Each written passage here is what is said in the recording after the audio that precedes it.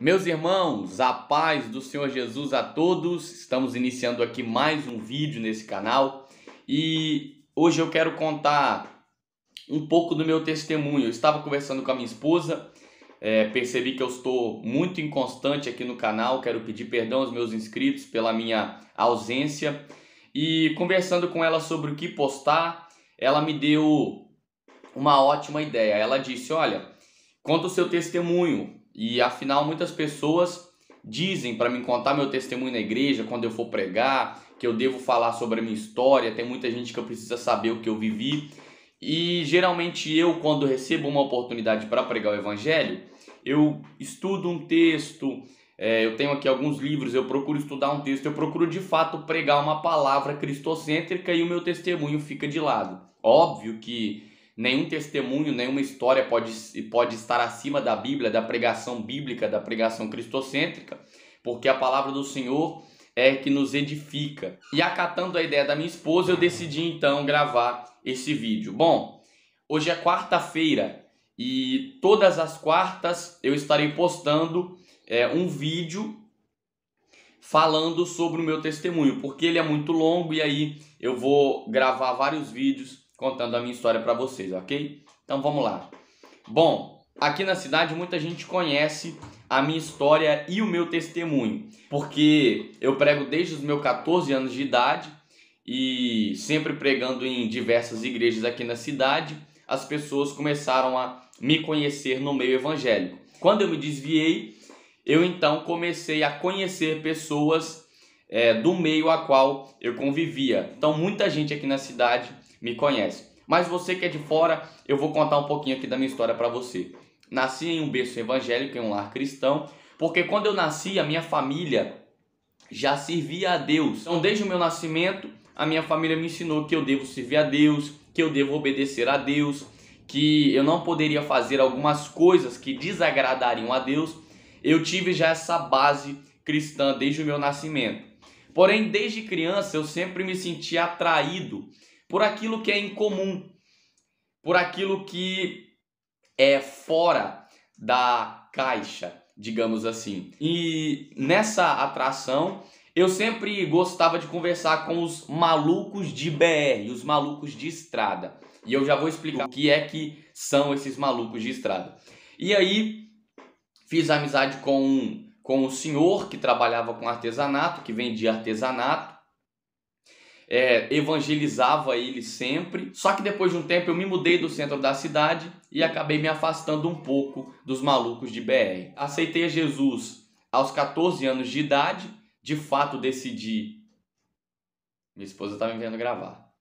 Aos 14 anos de idade eu decidi de fato aceitar a Jesus, mesmo tendo nascido em um lar cristão. Eu defendo e acredito que a decisão deve partir de mim. Eu não acredito que os filhos dos crentes já estão salvos, não acredito nisso. Eu acredito que você, mesmo sendo filho de um cristão, você deve sim tomar a sua decisão. Tomei a minha decisão, comecei a servir a Jesus. Depois de alguns dias eu fui batizado com o Espírito Santo, comecei a pregar o evangelho, me deram a oportunidade para pregar. Eu não hesitei, estudei bastante, comecei a ler a Bíblia, a orar, pedir a Deus direção, comecei a pregar. Preguei uma vez, preguei duas, três, quatro, comecei a pregar várias vezes e logo surgiram vários convites para eu pregar na minha cidade. Na época eu tinha 14 anos, um pregador mirim, não tinha tantos pregadores mirins aqui e aí surgiram muitos convites. Depois de aproximadamente uns 2 anos que eu estava na igreja firme, servindo a Deus, eu me relacionei com uma jovem. Esse relacionamento foi mal sucedido, eu me prejudiquei, ela se prejudicou, não deu certo e eu fiquei frustrado, minha mente já estava muito confusa, eu já não entendia algumas questões bíblicas, doutrina, costume, por que que isso é errado, por que que isso eu não posso fazer, por que que a igreja prega amor, mas não vive amor? Eu comecei a ficar louco com muitas perguntas sem respostas. Por causa disso, eu decidi me afastar.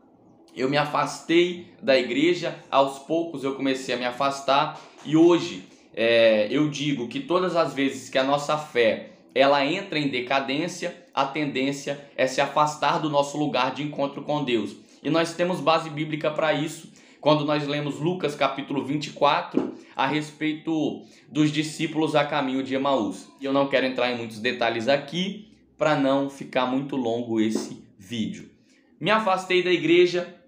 Assim que eu me afastei, eu voltei a conversar com os malucos de BR, com alguns colegas que eu tinha, e eles começaram a me ensinar a ideia deles. Por que é que eles estavam na rua? À toa? Será que tinha algum motivo? Há uma filosofia de vida por trás de tudo isso? Eu comecei a aprender como pensam os malucos de BR. Eu absorvi a ideia dos malucos de BR e eles ensinam que o sistema é uma grande máquina de escravização.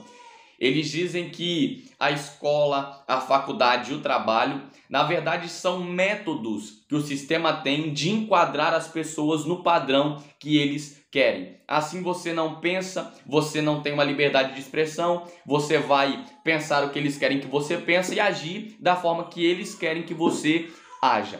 E aí você é mais um escravo na sociedade que não confronta o sistema, você é só mais um morto, entre aspas, um morto ambulante, alguém que está ali estudando, trabalhando e pagando as suas contas até que uma hora você morre e você não construiu nada, você não conheceu lugares, você não leu livros, você não fez absolutamente nada a não ser vagar como um escravo do sistema.